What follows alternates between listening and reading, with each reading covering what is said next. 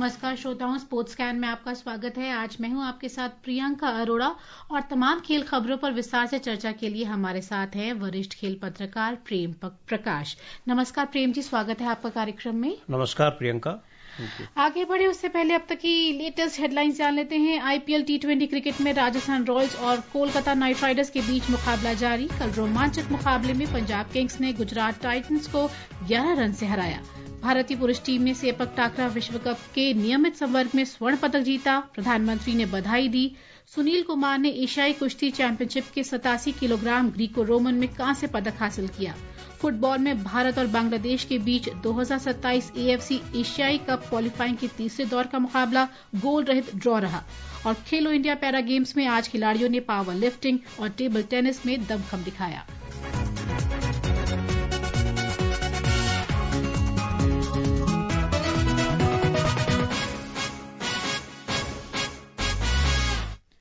तो शुरुआत क्रिकेट के मैदान से करते हैं। आईपीएल टी20 क्रिकेट में इस समय गुवाहाटी में राजस्थान रॉयल्स और कोलकाता नाइट राइडर्स के बीच मुकाबला चल रहा है।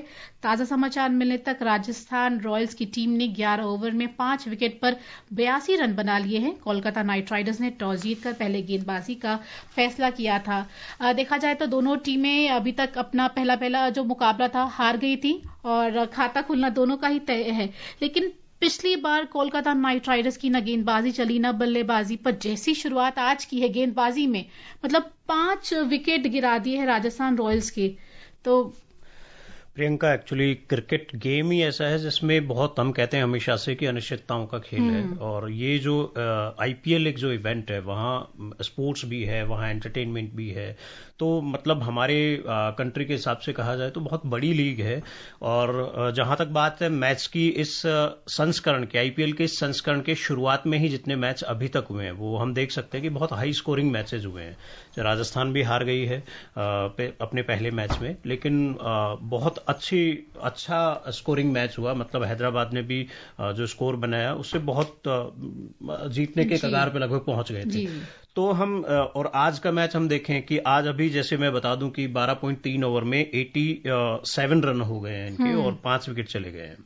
तो एक वो मैच था जहां आप चेज करते हुए भी इतना हाई स्कोर पे पहुंच गए, और एक ये मैच है। तो दोनों टीमों के लिए एक जद्दोजहद ये भी है कि उनका जीत का खाता खुलना बाकी है। तो मैच काफी अच्छा होने की संभावना इसलिए कही जा सकती है कि हो सकता है कि जो गेंदबाजी इनकी चल रही है, पिच का एक जो मिजाज है, वो राजस्थान रॉयल्स के लिए भी कहीं कहीं सपोर्टिव हो तो बहुत अच्छा मैच होगा। अदरवाइज तो जिस तरीके के शुरुआत के 1-2 हाई स्कोरिंग मैचेस देखने को मिले, उस हिसाब से देखें तो फिर बहुत लो स्कोरिंग मैच हो सकता है ये। क्योंकि देखिए यशस्वी जायसवाल भी 29 रन बनाकर आउट हो गए। हालांकि पिछली बार भी वो 1 रन बनाकर ही आउट हो गए थे, लेकिन संजू सैमसन से बहुत उम्मीदें थी, जो 66 रन की पारी पिछली बार खेली थी और आज सिर्फ 13 रन पर सिमट गए। बिल्कुल, दोनों ही बहुत प्रतिभावान खिलाड़ी हैं, ये हम लोग कह सकते हैं। लेकिन पता नहीं, आईपीएल जैसे ही शुरू होता है, यशस्वी जायसवाल के साथ हमेशा कुछ ना कुछ इस तरीके का होता है कि 5 मैचेस में 1-2 मैचेस में बहुत अच्छा वो करते हैं। संजू सैमसन नो डाउट शुरू से काफी अच्छा अपना कंट्रीब्यूशन देते हैं, लेकिन कभी कभी मैं हमेशा स्पोर्ट्स में कहता हूं कि हर खिलाड़ी का हर दिन नहीं होता है, ये भी एक बड़ा फैक्टर है। और इस बार जो कोलकाता नाइट राइडर्स ने सुनील नारायण की जगह मोइन अली को प्लेइंग 11 में शामिल किया और उन्होंने अभी विकेट भी लिया है। और इसके अलावा राजस्थान रॉयल्स ने फजाल हक फारूकी की जगह वनिंदु हसरंगा को टीम में शामिल किया है आज की टीम में।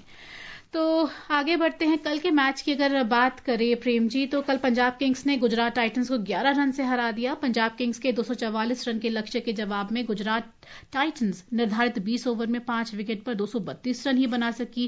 गुजरात टाइटंस के लिए साई सुदर्शन ने 74 रन की पारी खेली, जबकि जोस बटलर ने 54 रन और शेफिन रदरफोर्ड ने 46 रन बनाए। पंजाब किंग्स के लिए अर्शदीप सिंह ने 2 विकेट लिए, जबकि मार्को जेनसन और ग्लेन मैक्सवेल ने 1-1 विकेट लिया। पहले बल्लेबाजी करते हुए पंजाब किंग्स ने निर्धारित 20 ओवर में 5 विकेट के नुकसान पर 243 रन बनाए। पंजाब किंग्स के श्रेयस अय्यर ने नाबाद 97 रन की शानदार पारी खेली और उन्हें प्लेयर ऑफ द मैच चुना गया। तो बहुत ही श्रेयस का देखा जाए तो बहुत बड़ा योगदान रहा टीम को। निश्चित रूप से श्रेयस अय्यर का इस बार काफी अच्छा रहा भी है, और जिस तरीके से अभी टीम जो है चैंपियंस ट्रॉफी जीत के आई है, वहां भी उनका काफी अच्छा कंट्रीब्यूशन रहा है। तो एक बड़ा उनके देश के लिए खेलने का एक अनुभव है, और उसी हिसाब से जो है है, अभी वो कैप्टेंसी कर रहे हैं पंजाब की।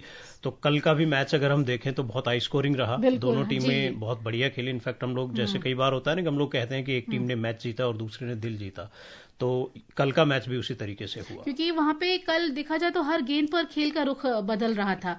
और जैसे पंजाब के गेंदबाजों ने जो अंतिम क्षणों में शानदार प्रदर्शन किया, तो और गुजरात टाइटंस कहते हैं ना कि मुंह से जीत बिल्कुल बिल्कुल।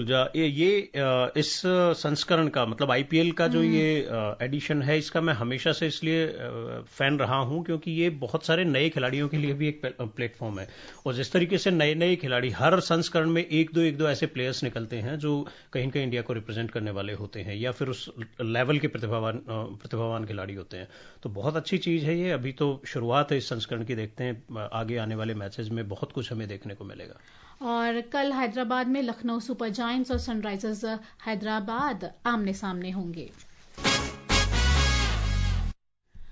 बढ़ते हैं सेपक टाकरा विश्व कप की ओर, जहां भारतीय पुरुष टीम ने आईएसटीएफ सेपक टाकरा विश्व कप के नियमित संवर्ग में जापान को हराकर स्वर्ण पदक हासिल किया है। पटना के पाटलिपुत्र खेल परिसर में आयोजित इस खेल के कल अंतिम दिन महिला वर्ग में भारतीय टीम को कांस्य पदक से संतोष करना पड़ा।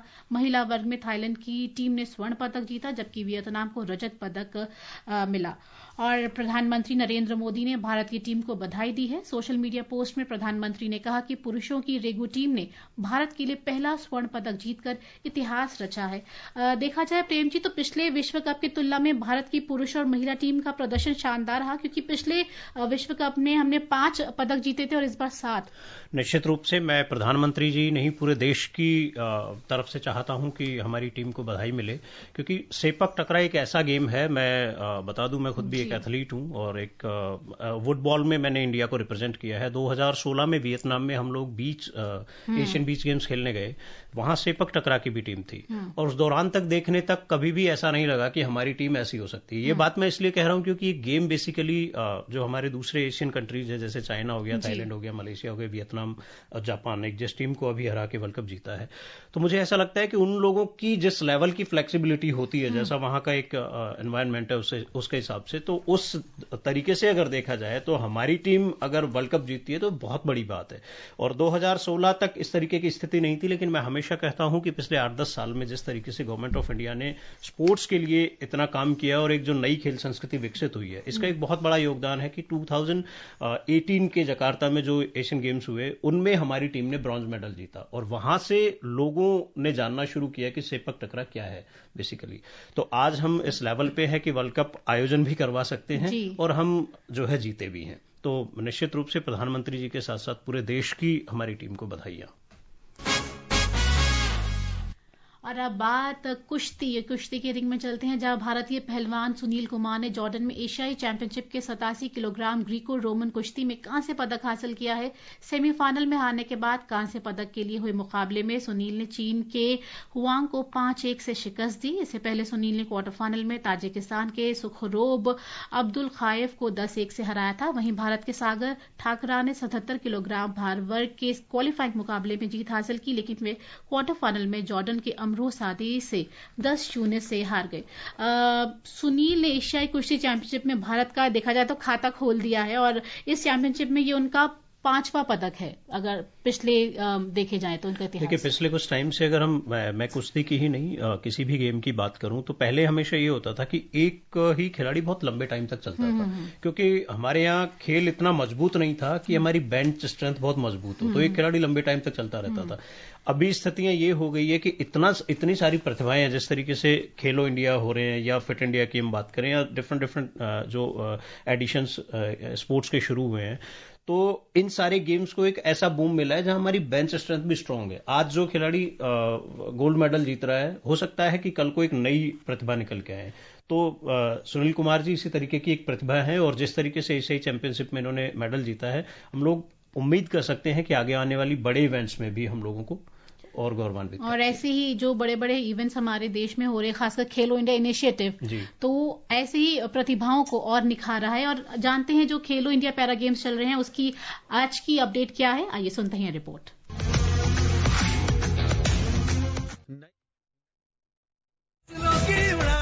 हर कदम एक पहचान है, जीत के है इरादे, हम भारत की शान है। पावर लिफ्टिंग में इस बार 4 नए राष्ट्रीय रिकॉर्ड बने। जसप्रीत कौर ने 45 किलो में, मनीष कुमार ने 54 किलो में, सीमा रानी ने 61 किलो में और झंडू कुमार ने 72 किलो में रिकॉर्ड बनाया। आज पुरुषों की एलिट 107 किलो से अधिक श्रेणी में प्रदीप जून ने स्वर्ण पदक जीता, नदीम ने रजत और श्याम सिंह ने कांस्य पदक जीता। महिलाओं की एलिट 79 किलो में सहिस्ता ने स्वर्ण पदक जीता, गीतिका शर्मा ने रजत और सुनीता ने कांस्य पदक जीता। इसके साथ ही पैरा पावर लिफ्टिंग प्रतियोगिता आज संपन्न हो गई। पैरा टेबल टेनिस में ऋषित नाथवानी ने अभिषेक कुमार सिंह को 3-0 से हराकर स्वर्ण पदक हासिल किया। एक अन्य फाइनल मैच में सुमित सहगल ने जसवंत को हराकर स्वर्ण पदक जीता। खेलो इंडिया पैरा गेम्स में आई पैरा टेबल टेनिस खिलाड़ी तस्नीम फातिमा ने कहा कि ये आयोजन बहुत शानदार है और खिलाड़ियों के लिए उत्तम व्यवस्था की गई है। इस बार खेलो इंडिया की जो फैसिलिटीज हैं वो पिछले बार से भी बहुत अच्छी हैं और हमारे जो जर्सी कलर्स हैं वो बहुत कलरफुल है। यहाँ पे इंतजाम बहुत अच्छे किए हैं, खाना बहुत अच्छा होता है। हर बार कंपटीशन टफ होता जा रहा है, लोग और प्रिपरेशंस कर रहे हैं। टॉप 8 होने के बाद भी हमें बहुत ज्यादा कंपटीशन मिल रहा है। मुझे बहुत अच्छा लग रहा है कि सरकार ये पहल कर रही है। एक अन्य पैरा टेबल टेनिस खिलाड़ी दीपक कुमार ने कहा कि पैरा गेम्स में प्रतिस्पर्धा और कड़ी हो गई है। इस टाइम जो थोड़ी फैसिलिटीज और अच्छी हुई है, ऐसा नहीं है कि लास्ट टाइम कुछ कमी थी, इट्स जस्ट दैट के और उन्होंने बेटर करने की कोशिश की है। तो एक्सपीरियंस ओवरऑल अच्छा है। और जहां तक कि मैं कंपटीशन की बात करूं तो कंपटीशन आजकल और बढ़ गया है, क्योंकि सारे प्लेयर्स को पता लग गया है कि सब लोग, बाकी प्लेयर्स भी बहुत सारी प्रैक्टिस करके आते हैं, तो they are also taking it seriously. Para games पदक तालिका में हरियाणा पहले स्थान पर है, जबकि तमिलनाडु दूसरे और उत्तर प्रदेश तीसरे स्थान पर है। अभिषेक कपिल, स्पोर्ट्स कैन। प्रेम जी, आप खुद फिट इंडिया के एम्बेसडर हैं और आपका अनुभव कैसा रहा, कैसा रहता जी, है? बिल्कुल, मैं कल वहां पे था और पिछले जितने भी खेलो इंडिया के इवेंट्स हुए हैं, ज्यादातर जो दिल्ली और आसपास में हुए, वहां मैं मौजूद रहा हूं फिट इंडिया की तरफ से, साई की तरफ से। कल भी मैं वहां था और कल पैरा गेम्स में पैरा इमोजीज लॉन्च की गई एक इवेंट थी, जिसको जो है बहुत अच्छा आयोजन रहा। और वो बेसिकली जो हमारे पैरा एथलीट्स हैं, उन पैरा एथलीट्स को न केवल सपोर्ट करने के लिए बल्कि मेन स्ट्रीम में उनका समर्थन करने के लिए, मेन स्ट्रीम में उनको शामिल करने के लिए, एक जिसे प्रधानमंत्री जी कहते हैं समावेशन की प्रक्रिया, तो समावेशन के तहत उनको मेन स्ट्रीम में लाने के लिए इमोजीज लॉन्च किए गए थे। तो मुझे लगता है कि हर बार की ये जो संस्करण है, ये पैरा गेम्स का दूसरा संस्करण है खेलो इंडिया का, बेहतर होता जा रहा है। अब फुटबॉल के मैदान में चलते हैं। फुटबॉल में भारत और बांग्लादेश की टीम ने 2027 AFC एशियाई कप क्वालिफाइंग के तीसरे दौर में कल रोमांचक मुकाबले में गोल रहित ड्रॉ खेला। शिलोंग के जवाहरलाल नेहरू स्टेडियम में दोनों टीमों की ओर से अंतिम समय तक गोल नहीं हो सका। नए कोच मनोलो मार्केज तथा संन्यास से लौटे सुनील छेत्री की अगुवाई में मैच खेलने उतरी भारतीय टीम पूरे आत्मविश्वास से भरी थी, लेकिन बांग्लादेश के मजबूत डिफेंस ने भारत की जीत के सपने को चकनाचूर कर दिया। मैच शुरू होते ही 15 सेकंड में बांग्लादेश ने तूफान ला दिया, लेकिन उसे कोई स्पष्ट मौका नहीं मिला। उसने इस दौरान थोड़े अधिक आक्रामक मूव और कॉर्नर किक हासिल किए, लेकिन भारत ने अगले 45 मिनट यानी दूसरे हाफ में काफी बेहतर प्रदर्शन किया। 84वें मिनट में स्टार स्ट्राइकर सुनील छेत्री ने बांग्लादेश के बॉक्स के अंदर एक फ्री हेडर हासिल किया, लेकिन ये प्रयास सफल नहीं हो सका। इस मैच में सबकी नजरें सुनील छेत्री और बांग्लादेश के चर्चित खिलाड़ी हमजा चौधरी पर थीं। दोनों ही मैच में कुछ खास कमाल नहीं कर पाए। बहरहाल इस ड्रॉ ने ग्रुप सी में सभी टीमों को बराबरी पर लाकर खड़ा कर दिया है। भारत, बांग्लादेश, सिंगापुर और हांगकांग सभी के 1-1 अंक हैं। अब 10 जून को भारत का सामना हांगकांग से और बांग्लादेश का सामना सिंगापुर से होगा। Mukesh Kumar, sports can. और इस ड्रॉ के बाद खुद कोच मार्केज ने कहा कि जो भारतीय टीम है 2-3 कदम पीछे चली गई है।